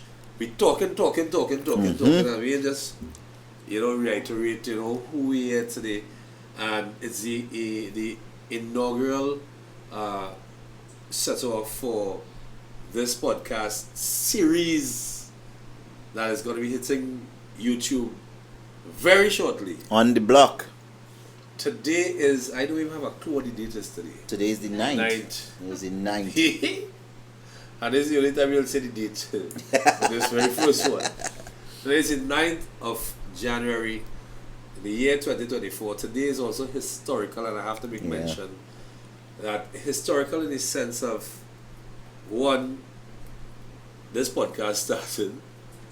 Two, on another note, on a sort of a memorable note, Ricardo Drew funeral was today. God rest his soul, and also late Prime Minister, former Prime Minister, both later as today. Right?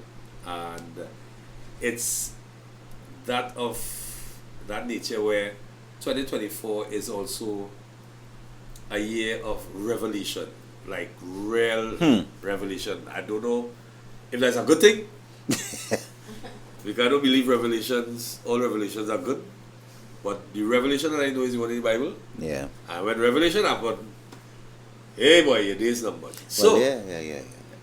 Things there's come into there's pass. a dread cool 2020, March of 2020 was COVID. Well, in Trinidad it began. Yeah. I mean, I say it started in Trinidad, but it started in 2019 in other countries. Yeah. Carnival happened normal in Trinidad. Real people get COVID. And start all the bacchanal. Cold. And after Carnival done, then they say all your COVID locked down for 3 weeks. Yeah. You were inside for 3 weeks, and then when the bacchanal starts. This year around the same time, the same damn thing happening with everybody around, but they saying, you know what, is the cold and the Sahara dust. Yeah. Have you feeling so? But yet still again, body ache, again pain, again a sore throat. They say all the symptoms that they had when they had COVID, but just is not COVID. Yeah. So, with that much said, we decided Brandon, Starr George. Yes. Mr. Starr, you know what I mean? Good partner, brethren, friend from a long time. Long, 19 or Family long. inside, you know what I mean? They here, you know. I watching Bree just shoot up. I know Bree small. I remember when we were doing the fundraiser and everything. Yeah. You know, and Yeah. I was just really happy to be part of that whole scenario. And now Bree's a young lady. And Bree going and have me call the boys. Back up, big man. That's Because right. now my daughters and all shoot up. You see? And yeah, we like family, we are family. Yeah. You know, we don't preach violence at all, we don't support violence. But But we have people in the military and the police force that will that legally able, just in case you're losing your mind. You know, but on our real vibes, it is a pleasure definitely having you all here. I mean, we could talk from now till next year. we have stories, and we have stories, still we have ain't stories. finished getting to the real source of the thing. But just the question is, what's from then to now? I know you're out. Are you out completely in the industry? Are you not No- recording anymore? Or are you no longer performing. Hold Yeah. on, before that, when you start, when did that stop? Because I know you still had some singles.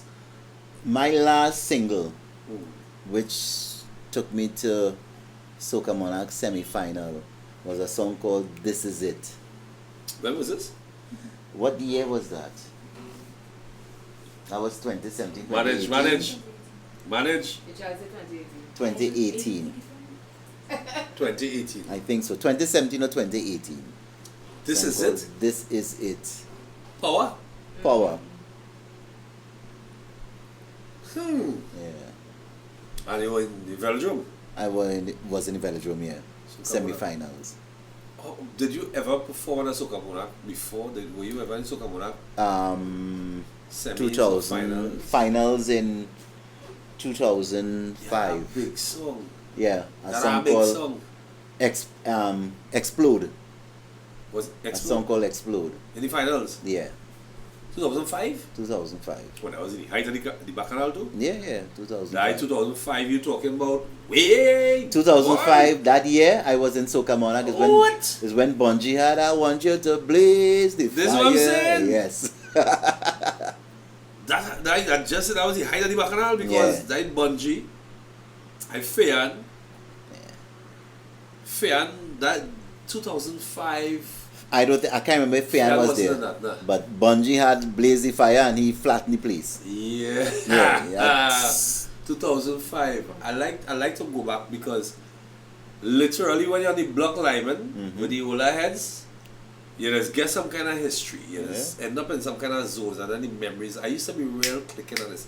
And one of the reasons why I started this thing as well because I used to be clicking more and now like I ain't clicking at all. Yeah, well, Okay, is that old age? it's a combination. What do you call it? Gray on the brain? Too much beers? I don't know what you call it. But 2005, and okay, so only would hear Marshall in a lot of our conversations because as today somebody was saying Marshall lasted generations. Just like when Kitchener, they lasted generations and then they stopped at a point in time. Yeah. Marshall started then. And still 80s relevant. And run all the way hard now. Yeah. Still relevant. And yeah. So 2005, Showing Winchester. Showing Winchester. Won Soca Monarch.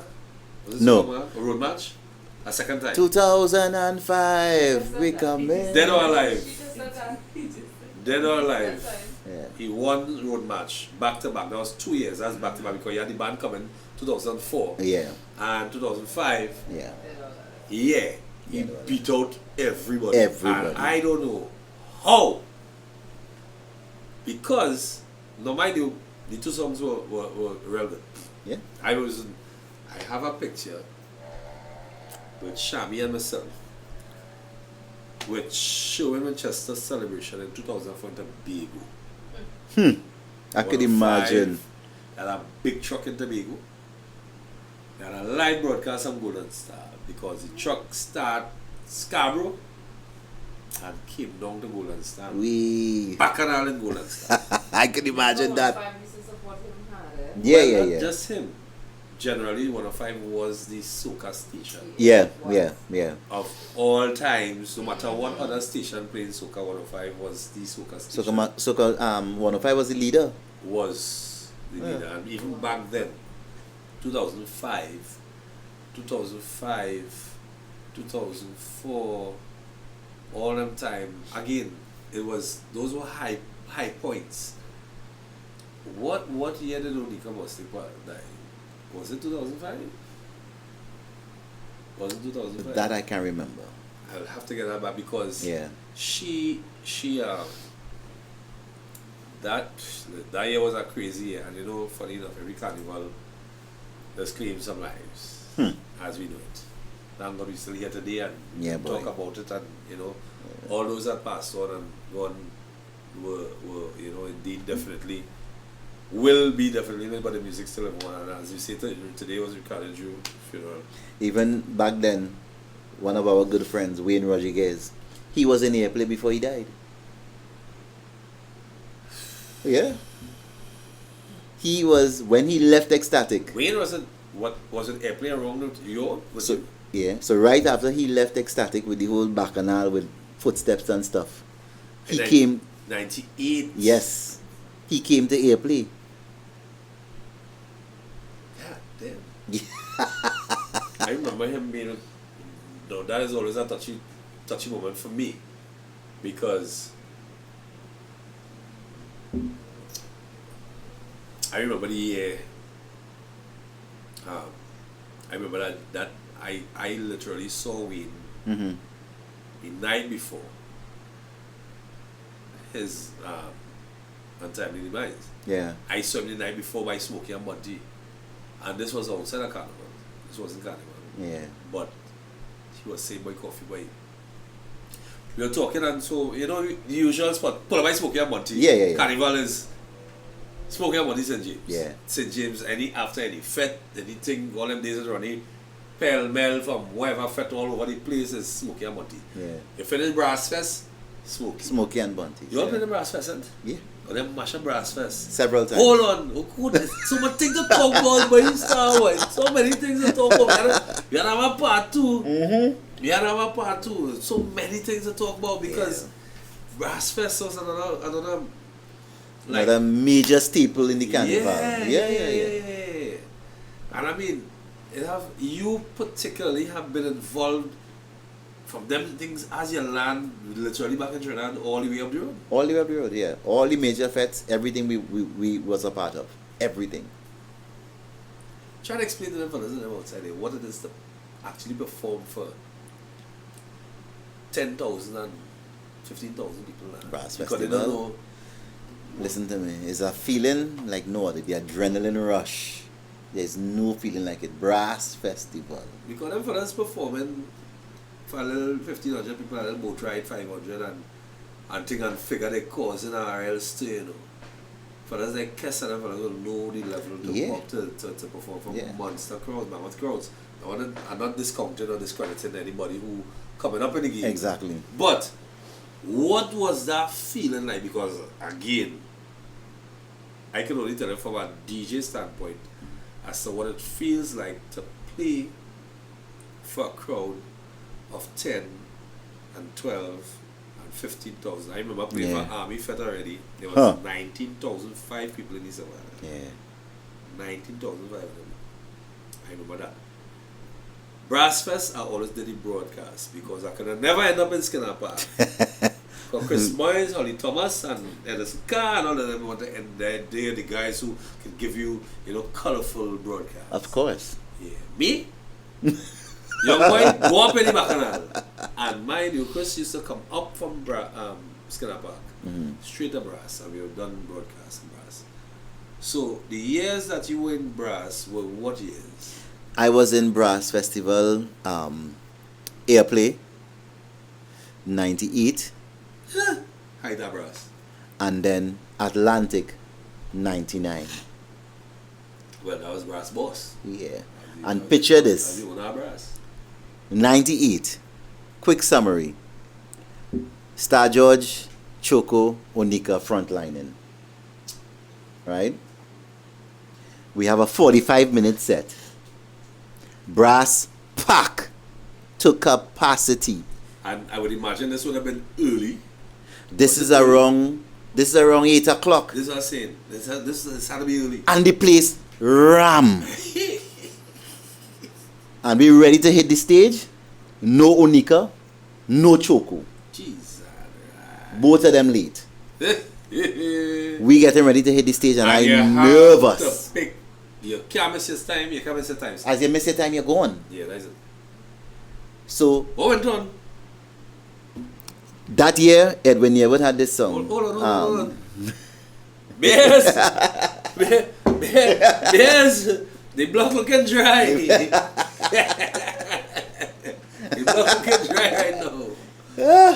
The block looking dry right now. This is Block Talk with the one and only. Yo, big man. Black Starr George. Coffee. Starr George on the Black block, you know. Coffee, boy. Yeah, Starr George on the block. I'm telling we reach you. Brass now, we going back to Brass. Brass Festival, boy. The Brass. ultimate. That was, that's the only time everybody, besides Soca Monarch, everybody will work for the season.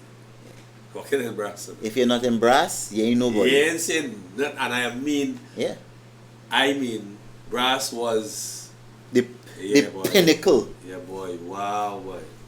Brass was the pinnacle. You're not in Brass, you ain't saying nothing. My glass on the left, thank you. Yeah, just in case. Yeah. So, that year, Edwin Yearwood had No Behavior. Yeah. Fire. So Brass Festival, ladies and gentlemen, if you all don't know what Brass Festival was, this was an event for Carnival that when it happens, every band, whether you're from the islands or Trinidad and Tobago, every major artist. You have Byron Lee and the Dragonaires. Right. You have Crossfire. Right. You have Burning Flames. Right. You have Square One. And Square One. Yeah, and you have all the big bands from Trinidad. You have LA Crew. LA Crew. Bike and the Crew. So mind you, Brass Festival used to start 7 p.m. Gates open at 5 p.m. Skinner Park, we don't in Sanford and know where we call it the older heads. So that the Calypso competition down. So but Brass was no competition, Brass was Brass Festival. Back in the days, bands had Brass section. You would see some Brass section now in Bungee Band. Yeah. Asylum alone have. And well, of course, All Stars. Roy Keepers. All Stars. Them is a Brass. Brass. Thank you very much. You. Yeah, man. Cheers, man. That punch creme there, punch creme. Oh no. Don't do milk. You okay? Milk? That rum punch. No. You okay? Yeah. Have a moment? Slightly. Okay. That's off the pot. It's off the pot, alright. Alright. You can pause the pot, you know? You can pause the pot if you want a moment. You can pause the pot. Yeah. So, Brass Fest. Brass Fest. Brass Fest 1998. 98. No Nika. No Nika. No Choco. No Choco. And it's Not time now. for let her go on the stage. No background mic setup. This was the one stage. This was the one stage. This was one stage. This was no. This was, This was the wheel off stage. and the wheel on wheel off. This is the wheel on Big wheel off. man. Big man. Anyhow, we got to we got to talk about that big now wheel on wheel off. Man, get wheel off the stage by playing in the middle of the set. That's right. Right. So I nervous as hell because Was the this your backups first not brass? there. This is the second brass. Is your second brass? Second brass. Alright. So I run out. All that time, me and no background mic setup. Band start, da, da, da, da, da, then I go on. Highway posse, have you any work? No. No answer. When I look back, Samuel Jack doing so. So I had to sing lead and background. Yes sir, long So for those of you who don't know what lead and background is in the musical format, in the musical world, that means you're singing the main part of the song and you're singing the song that is fully in the back. no button to press. Yeah, no button. Back in that time, for background. And I tell you, I think God was with me. All that time, laundry have Mona Lisa and pelt it out and all these things. How long you had to perform for, big man? 45 minutes. By yourself? So for 35 minutes, Wait, now the band had to perform for 45 minutes. the band had to perform for 45 minutes. How long you perform by yourself? 35 minutes. I would laugh. That is real pressure. And trust me, That is real pressure. for 35 minutes, coffee, God as my witness, I totally flattened brass. It didn't have one person standing still. I flattened brass by myself. I The wouldn't- witnesses right there. I wonder if you can get some video footage of this I thing, wish but I had video of that. I wish I had documented proof of that. God damn, 35 minutes. A 45-minute segment and you alone perform For 35 minutes. 35 minutes. This was at an airplay. This is Airplay. And I had brass eating out of my hand. When you see I start, So what? I see you last night. See, If I see you tomorrow night, crowd singing. What? fire. From day straight into pelt, your rag, and to them Trinidad, get on. Yeah, now, Logic. listen to me now, man. That had to be some kind of experience, big man. I will. I That think have to be. that is my number one. Well, that was the next other question that come and say, like, what would have been your most memorable experiences That for your career? single-handedly is number one. Me mashing up brass with over 10,000 people plus in that place. Well, brass was not less than, and 1990s, brass was not less than, what, 20,000 people? Yeah, I'm telling you. And mind you, 15,000 and 20,000 are reached by 7 o'clock. Yeah, Brass used to be packed out. pack. Wow. So you alone, mash up brass. 35 minutes. I can't imagine. I can't begin to imagine. Because we would have started to cover brass when Skinner Park finished. Yeah. When Skinner Park broadcast and they announced the results, Skinner Park, that's Right. when they would send us over to brass. But we Down had to to send Brass them from. Festival. So I would have been in brass from 6:30. Yeah, you and I you. finished work, I got off work at 5 o'clock, stoops and all the way down. I vex. Yeah, because you're late. Well, not really, you know. The thing about it, them down in Skinner Park, I always want to go see. You know what? You know when I got to actually go Skinner Park? When I was old enough and senior enough in 105 Right. to tell them, big man, you see this here? Yeah. Fire burn all in, you know, I go and do brass after. I working. I was already a big man, married with children, and living south. And living so. So that would have been just the other day.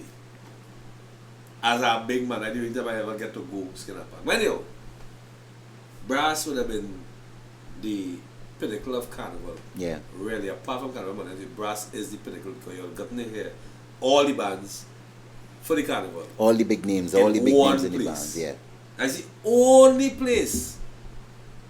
Because remember you had different promoters, and I mean it's a realistic thing where it is that the promoters and them wouldn't have certain bands would have played certain fets. Exactly.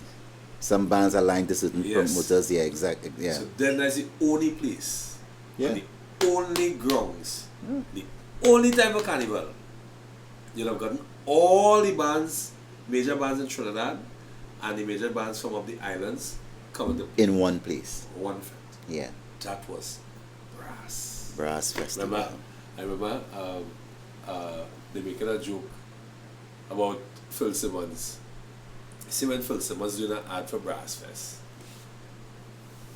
the monkey face he used to make, the one brass, because you have to give that energy, because That's right. it was no small fet. Yeah. It was no little fet, and mind you, the big fet, the fet back in the days were big. Mm-hmm. But Brass, it was raising I get goosebumps because They used to have Maximus, when you hear Maximus advertise for Brass, that's down the road. with that voice. Yeah, that's down the road. Brass! Phil Simmons and they were the men who created all that. Yeah.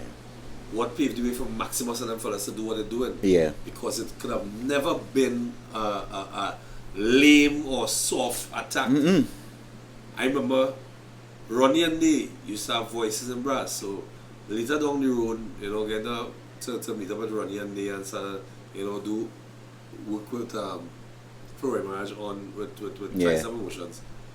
We had a little cool, a little thing called Ballers Inc.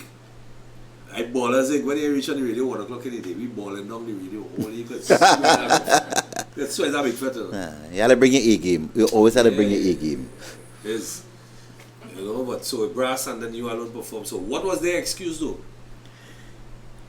I don't even know up to today. They were just late. I don't know if they had another gig or wherever have you. Yeah. They were just late. And when they came, by the time they come, they come on the stage for 10 minutes, but at that time it didn't even make sense. It didn't even make sense. You tore up the whole of I Brass tore up the myself. whole I of never Brass. hear about it. Me, I never heard anything like that before. The only man can tell Brass by himself back then was Marshall. Yeah. And that was the only band that didn't have a front line. Was he Yeah. alone in it? Well, at that time Brass would have been him, Sean Carruth, and Wayne. Because Wayne was there all that time. yes. It was those three. Oh no, 98. Oh yeah, 9 footsteps. Mm-hmm. Dude, what you saying? 98 or no? Yeah. 98 Brass? 98 Brass. All that time, I Marshall. to run footstep that That's right. Bacchanal. All that time, yeah. And 7 o'clock in the night, or 8 o'clock in the night, although Brass pack, people settling in the corner. And that year, so you never, so you never performed on the different stages. I performed, well, when it was going, flashing this, and then when that band played, the light shine, so. You were part of, you got to be part of that? I think I did one of that, and then one of the rolling stage. Yeah, because that year the rolling stage was chaos. Was chaos, yeah. Real chaos. Men in the middle of the set and they're gone. Yeah, band on the stage. Next band had a strike up. Yeah. Push off. Of I was course. like, people started like, what the hell? Look, the band, man, killing himself and performing and say that. You play over your Some time. band it was, I can't remember what band it was. What band that was, boy? One of those island bands, boy, and they pushed the band off the stage. I'm looking at you. She sleep, she falling asleep. No. I know, right. Yeah, right. Listen. So,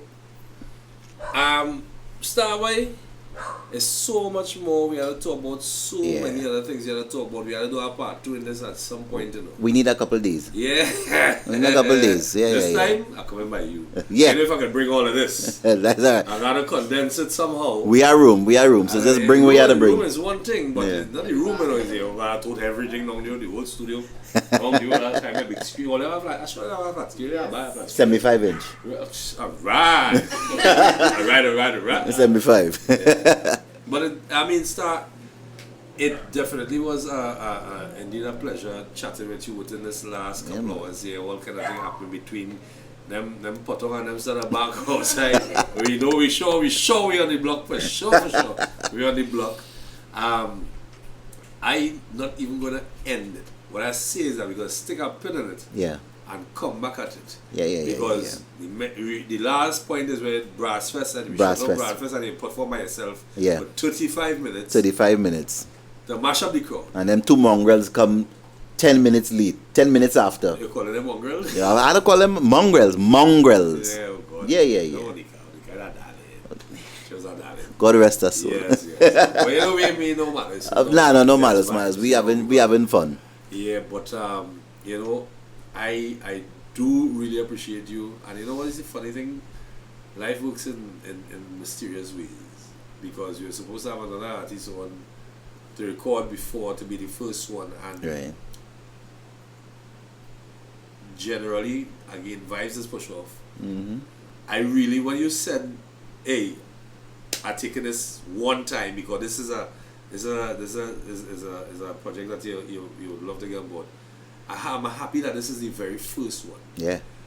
Because now we get it from the point of view of the real man on the ground. I would say that came through the paces, not like anybody else. Everybody have a different story. Yeah. But your story from youth, you get pushed into music, come all the way down, and you were into it. Yeah. It's not like you had your family had a history of music, No. musical, you know, background and that kind of thing. It was you basically saying, "Hey, listen." Yeah, my love for it, Yeah. and I going towards what I want. Yeah. So you gotta stick up in it. Starr, thanks for passing through the first, and I want you to take a nice little look around us to see what all the designs were mine. Yeah. Set up everything. Lovely I decor. was trying to find some. I thought you were gonna send me the pics before, and I put the pics inside, so be playing on the screen behind while we have the interviews. I try to get that kind of Management. Manage? Manage. Go ahead again. Go I'll ahead. take blame. Go ahead. It's in it. Yeah. It'll be in part 2. Yeah. We have a part two. Part definitely. 2. I mean, anything. But I mean, shutting down this. I had some other things to ask you, but oh gosh, but Yeah. it's too many things. It's too many things. Yeah, You know, it's too many things. I must say I'll this get it right. postcard, every artist need at least 2 days. 2 days. Well, 2 days. 2 days to condense it at Yeah, least 2 hours. exactly. You had to be shooting for 2 days to get all the info. Imagine we get artists like Cat Williams, isn't it? So imagine a man like we boy Ronnie. Well, he coming in. Well, you see, a man like coming, Mark. Mark coming. Here. Mark coming. Ansem Douglas. Right. Have Spongy. Right, so Spongy coming. Who else? List. KV coming. KV. KV. I told him KV is like, what? You see? So mind you, it's not just about artists. So I have Dr. Hyde, the original Dr. Hyde, like Dexter, and when I talk to Wayne still, Wayne is the hand not to crack. But my boy gets him in the zone. We also have Howie T. Howie coming. Yeah. Chris Boy is coming.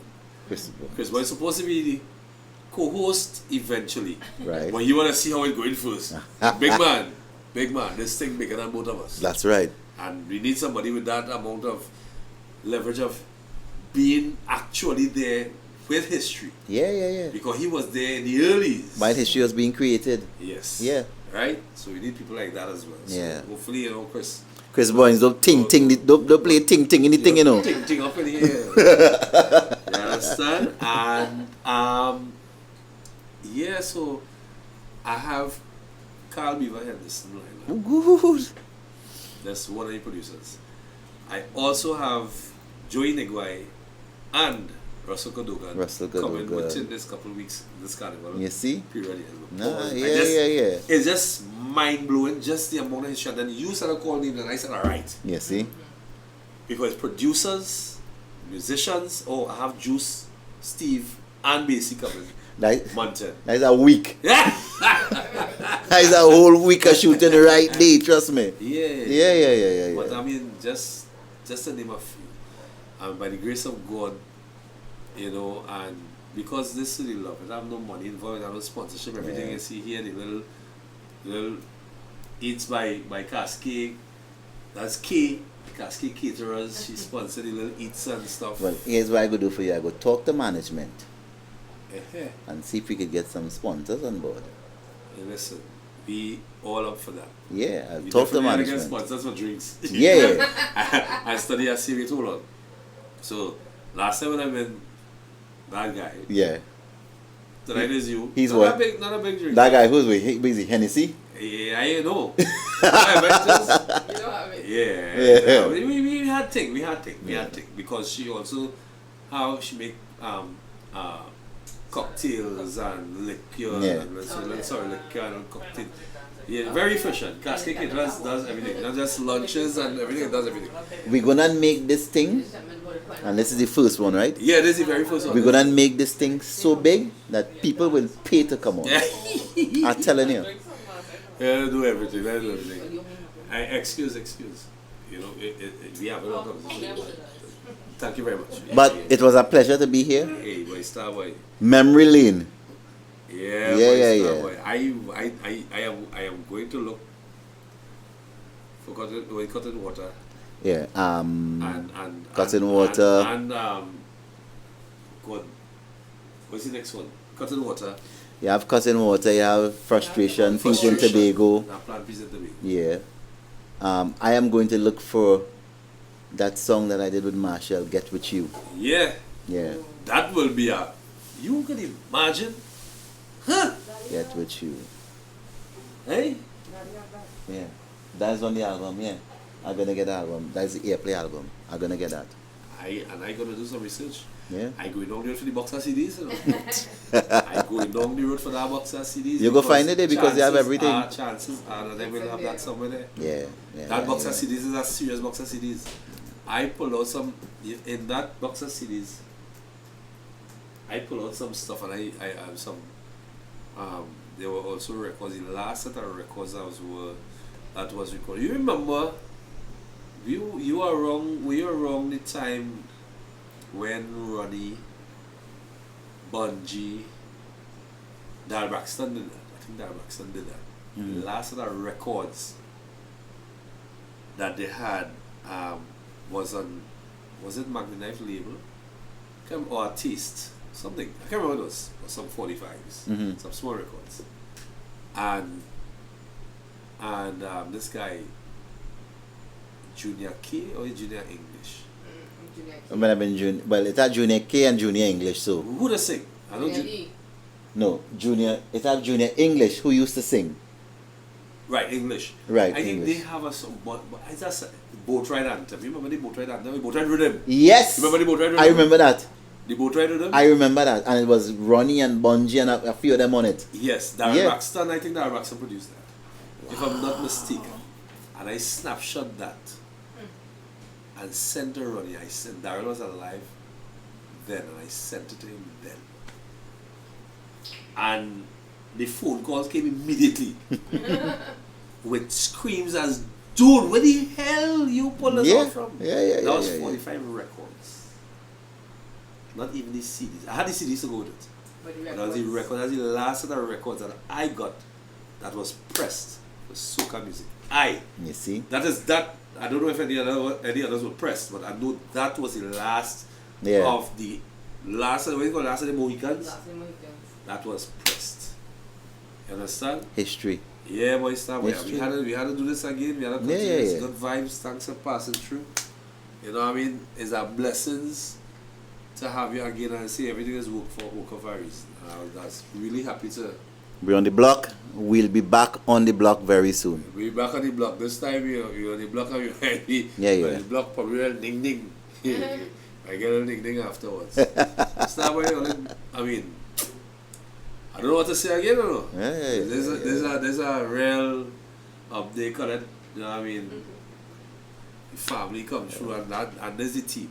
There's Yeah. the team for sure. I know there's the team that's rolling from Day one. day one. Day one. All together since Christ was a child. 30th December, we celebrated 23 years. Married. God damn! Together for 27. Two. You meet me when it's Yeah. So Ooh. yeah. That's after them joints hit. Yeah. So all the bacchanal days you was around in the bacchanal days too? Yeah. She experienced plenty of that. Ooh. I was the driver. Literally. And Bree was the late shot. She was after. Bree was the late shot. Bree was like a home drunk and night. And that was it. And Bree. Life a part 2. I part 2. Part two. Yeah, we had things to talk about. We had some fire to talk about. But of course, as you say, you know what I mean, Starr? Blessings and hey. Yeah. One of them boys that said the thing start. Which one is that? That was Vibe. He had that song Thing for the Road. Thing for the Thing. somebody had the thing start. The thing somebody had a song like that, yeah. Billy Kid was Bad Vibes. Billy Kid was Bad Vibes. A Bad Vibes song. You know, now mash up that car. He was in a brass Billy Kid was in a was... brass that Yeah. Billy Kid had Jump Up and Forget That. A song called Jump Up and Forget That. Bad Really? Vibes, all them things. Bad Yeah. Vibes, I remember Bad Vibes. Talented fella, you know. Wait, Just a little crazy. Them fellas out of this thing. When hey, let me cut off the thing now. Let me stop the thing now. We gone. Or let me go on. We gone. 2 hours after we gone. Part 2. Part 2 coming up. Yes. And this is the first one of many to come. More artists will come on the way. We're on the block. On the block. Blessings. With black coffee. And Starr George. Ah. Vibes!